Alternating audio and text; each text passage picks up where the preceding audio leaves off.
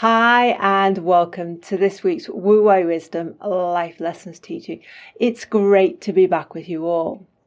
This week we are asking the question, are you living in a constant state of fear and anxiety and have a need to almost emotionally protect yourself? Well, if that's the case, this teaching is going to be for you.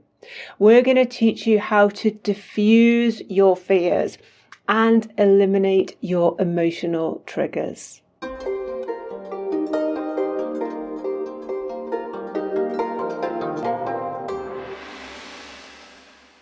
Okay, David, so how common is this kind of state of high alert, high anxiety, this need to want to emotionally protect myself? How common is that with your clients? Well, with my clients, it's extremely common as they wouldn't come and speak to me. But I think in the general population, so many people are living grounded in their emotion and not understanding that emotions are natural and normal, but they are creating the emotion. So what they're doing, they're living a life grounded as in emotion and see themselves as victims of their emotions. And one thing I'd like to pick up on your introduction, because it's a word that I hear very commonly, and I want to point it out so you can think about it. This word triggers. Oh, you trigger me. This triggers me. That triggers me. That is what I mean by being a victim. Because what you're doing, you're putting the power of your emotions and therefore your life in other people's hands, and you are the victim of the emotion. But it's even more important than that, because what you're saying is they are pulling the trigger and I can't do anything about it. I am like a puppet and you're pulling the strings. And I guess when people get into this state, it's almost like they can feel like they're being attacked from all sides. Like the world's an unsafe place. People are criticizing me, judging me, treating me unfairly, kind of attacking me in this way. And I need to kind of hide away and protect myself because this is creating these emotions in me. But as you say, the emotions are created within me, but still as a reading of the external world as being an unsafe, unfair, unstable place. Well, this is why this work is so vitally important for me, because what we're trying to do is change a mindset, really, and to change your language and to change your perception of the world.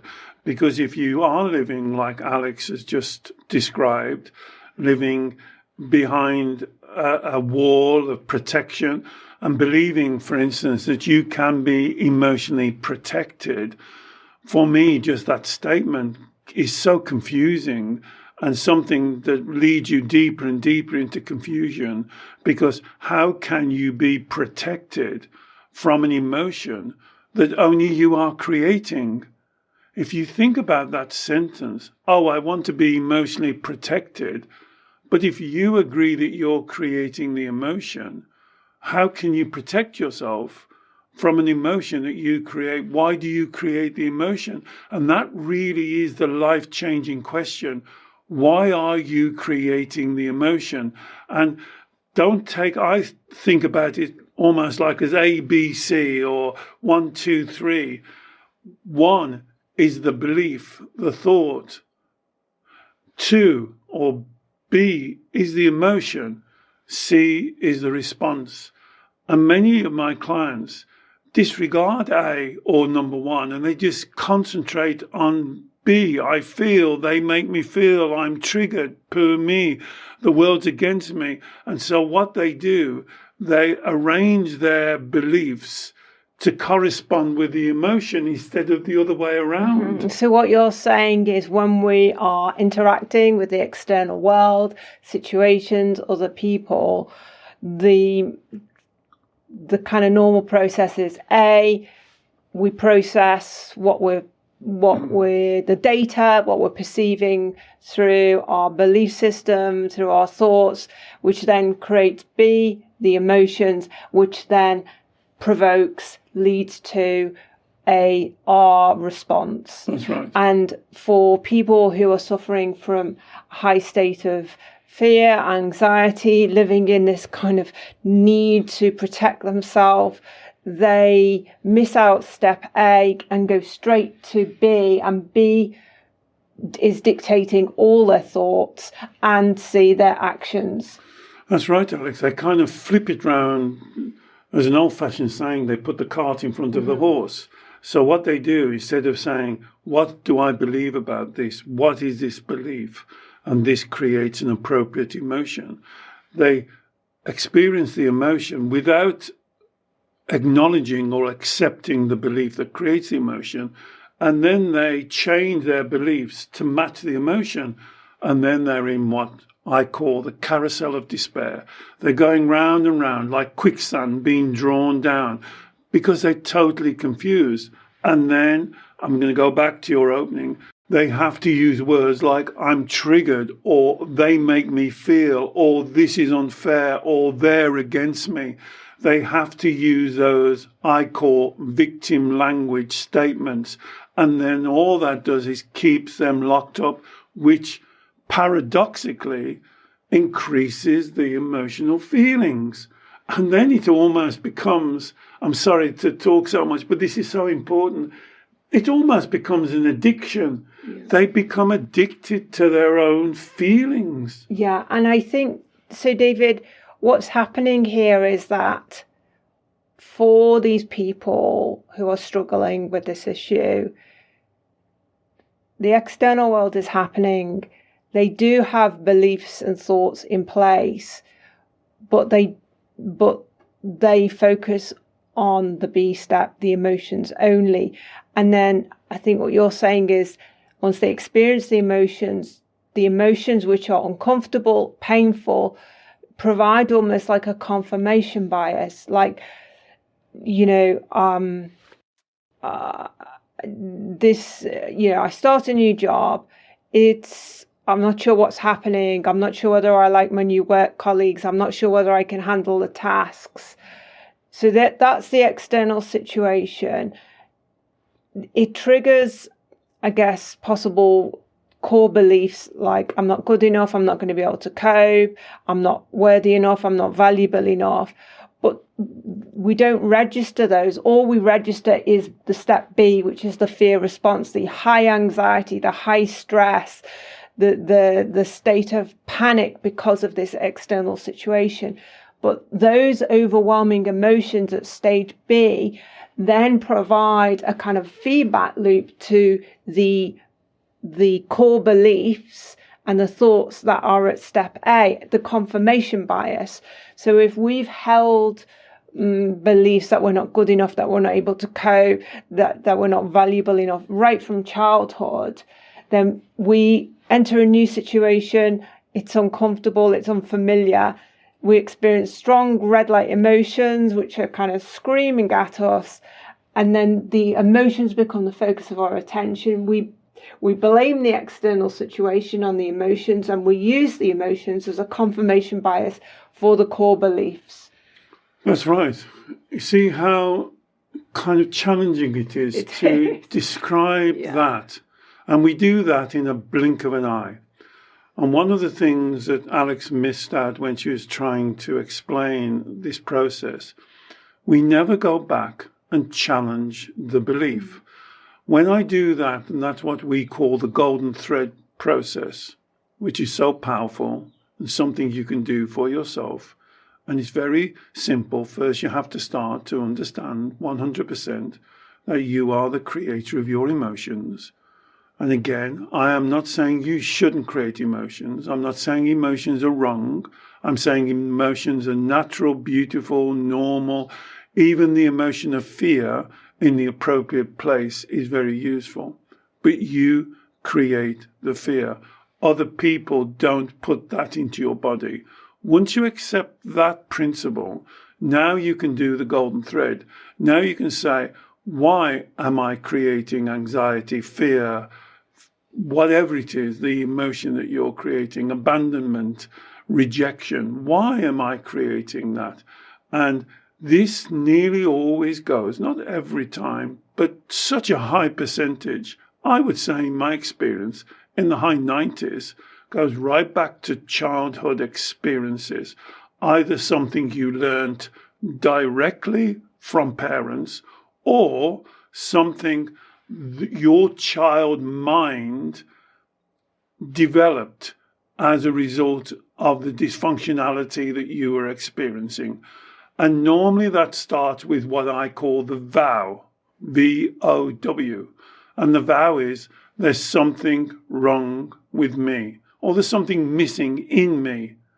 And that core belief, if it's left there, then exactly how you've described it, you have a difficult colleague at work, that core belief is triggered. Oh, it must be me. There's something wrong with me. There you are. They've found me out. They've seen through me. I'm an imposter syndrome. And then you run a story and the emotions become so overwhelming. You don't think about the beliefs. You now are in defensive mode against the emotions that you're creating. And I guess, David, this is not to say that we are not presented with situations which are unstable, unpredictable, really challenging, inappropriate.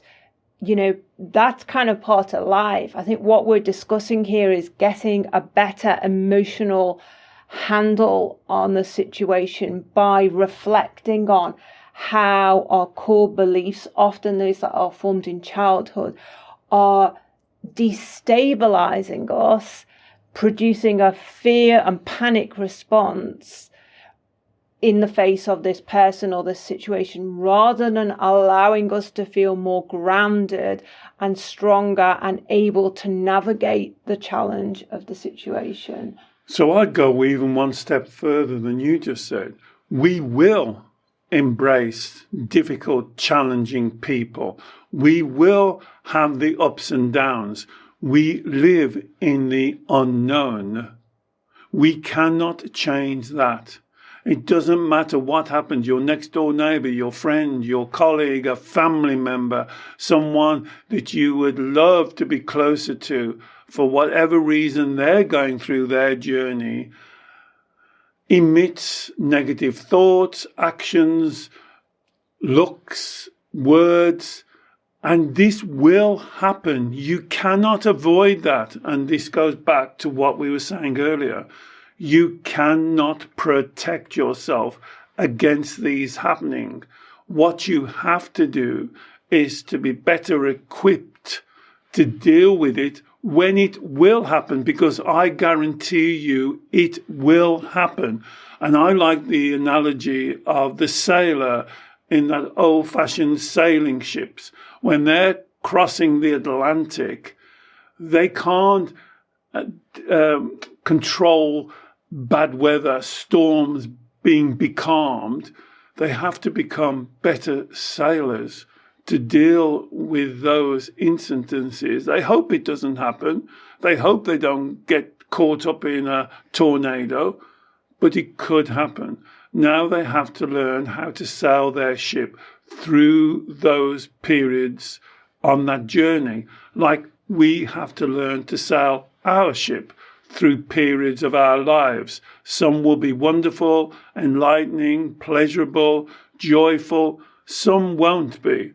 And we have to be really, as you said, Alex, grounded in what I would call Shen, your spirituality, your truth, your honesty, and your integrity. Because then when we're going through those unfortunate periods, or we meet those unfortunate people, we can deal with it. And that really is why you can't connect and anchor yourself in your emotions. So when we experience what we're calling here a kind of fear response and anxiety, those red light feelings, what you're saying is that we need to kind of pause and think, okay, what's going on here? Why why am I creating these red light, uncomfortable, painful emotions in response to this situation or person? What am I thinking or believing about myself here?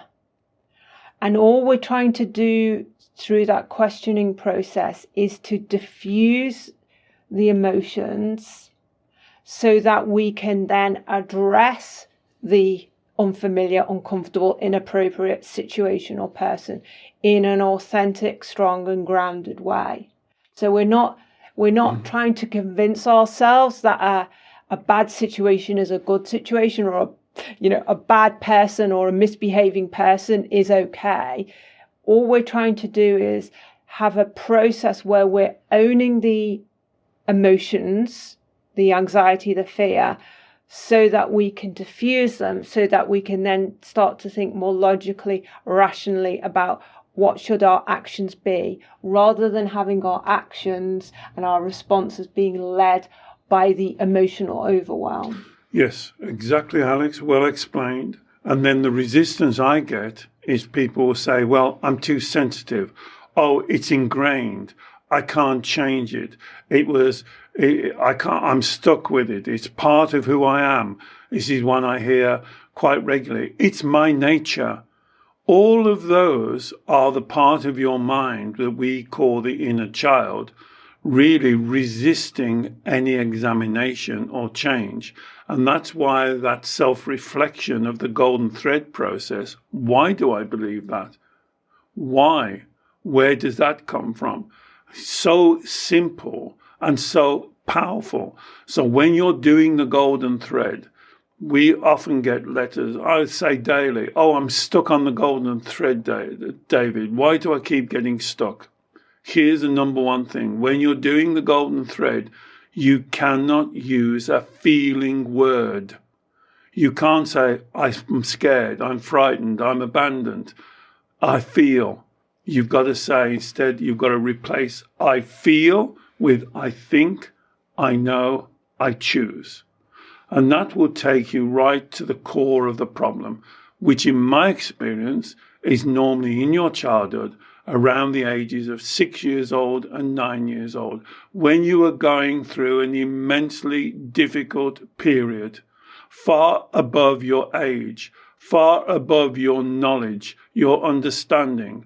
These could be people in your life, such as parents, guardians, teachers, older siblings, that were doing or saying things that really you trusted them and they have the authority, but there was something deep inside of you knew that that was wrong, but you didn't have the knowledge, the word power, the understanding, the courage to stand up for yourself. Of course you couldn't. There's no blame of the inner child here. But what happened is very important. In that moment, all those moments, you said something far more powerful that carries with you for the rest of your life. You said, it must be me. There's something wrong with me. And then the next layer, like a layer of an onion, then you say, I'm not good enough. I can't cope. I'm unlovable or I'm unworthy. So this is where you have to be really truthful with yourself. If you've ever said one of those 3 lies, you have an underlining vow that you really need to understand and help that part of your mind that we call the inner child to change that around. Or what Alex has explained, you will view everything through that filter. It's like a filter. So if somebody looks at you funny, you'll view it through the filter, well, there's something wrong with me, they found me out. And that's what the filter you have to change.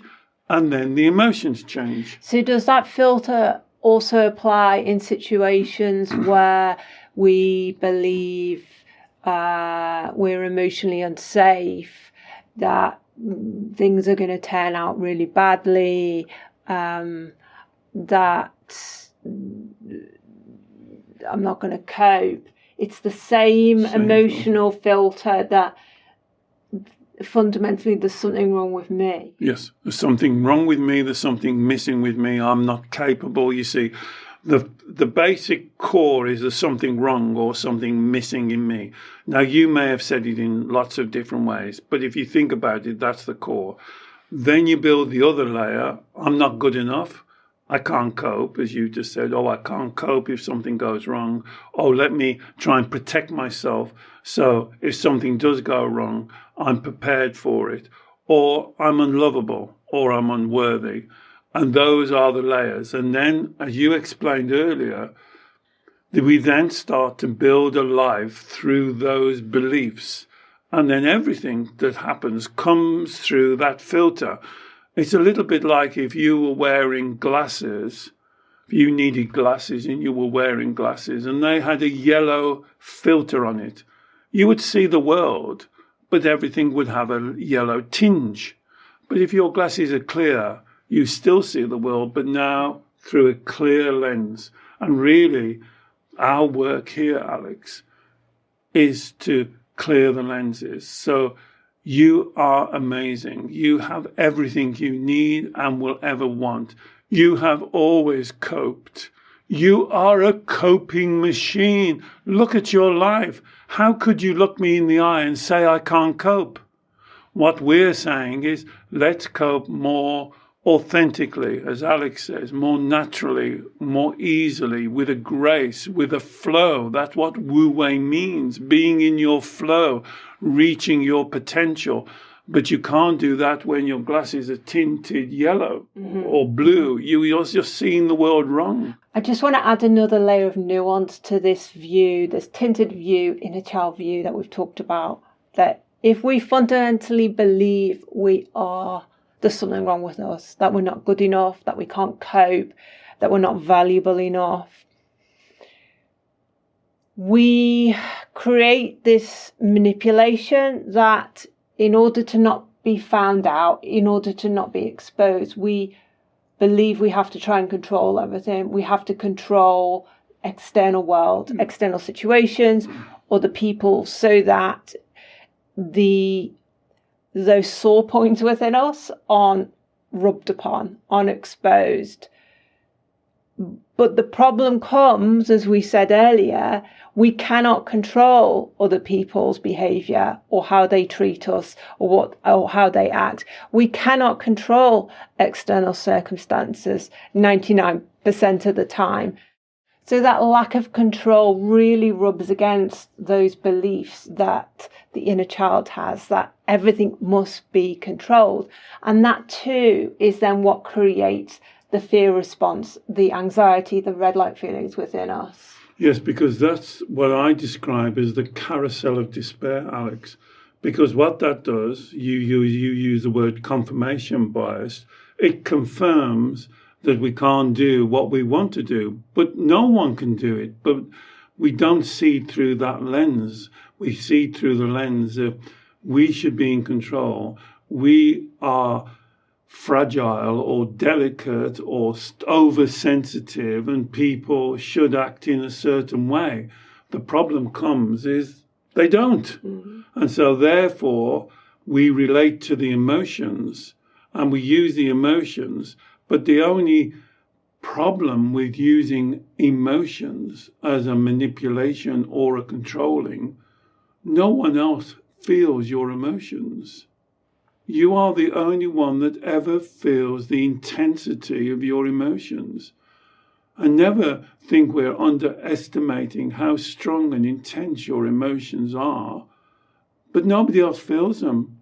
And it doesn't matter whether you're crying, upset, shouting, raising your voice. Yes, they can see the response of your emotions, but they don't feel your emotions. So this method is really what our work is about, is flipping that back and going back to what I believe. This is what I believe. I do not believe this, think this. I do not choose this.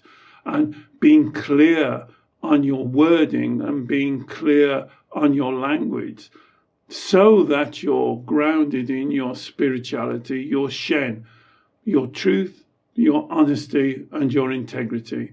And that then cuts away from the addiction to be stuck on this carousel of your emotions. And so, David, when we've asked those questions, what am I thinking here? What am I believing here? What am I choosing to read this situation as? And we then start to answer and acknowledge, it's because I believe this, it's because I think this, it's because I'm choosing this. And those thoughts and beliefs lead back to inner child beliefs around our value, our ability to cope. This is really when the inner child work is required, the inner child reparenting, to teach that part of our mind that's stuck on those childhood experiences where it did believe it was in danger, where it did believe the situations were threatening, that it did believe everyone was against it or the world was a bad place. That's right, Alex, and that's why I like the analogy or the metaphor of the inner child. When you've done that work and come out of the emotional loop, the carousel, and then you can start looking at your core beliefs. And so if your core belief is, say, for instance, the world is against me, why do you believe the world is against you? And when you do that, you will go back to a childhood experience when probably there was an important member of your family or authority that was against you, or life was difficult for you. And that's where you can do what we call a reparenting. That's when you can teach the child the correct way to perceive that situation that releases it and allows it to grow and mature and to reach its potential. Okay, thank you, David. Well, in the coming weeks, over the next few months, we have got lots and lots of inner child work resources for you coming up. We have already got a huge inner child work and inner child reparenting back catalogue of long form teachings, and I will put a link to those in the show notes for you. Next week, David is producing a brand new guided meditation for you on exactly this topic, how to deal with your emotional triggers and your fear response. And so that will really, really help embed these teachings for you. I hope you have enjoyed this teaching. Please do let us know and perhaps share it with someone else who you think it may also benefit. David works every week with clients all over the world via Zoom video call on exactly these sort of issues. If you'd like to learn more about David's one-to-one consultations, I will also put a link to those in the show notes. And finally, please don't forget to subscribe to our YouTube channel. We produce new long-form teachings every Saturday, as well as 2 midweek short snippets of wisdom. So don't forget to subscribe. We look forward to sharing with you again very soon. Bye-bye.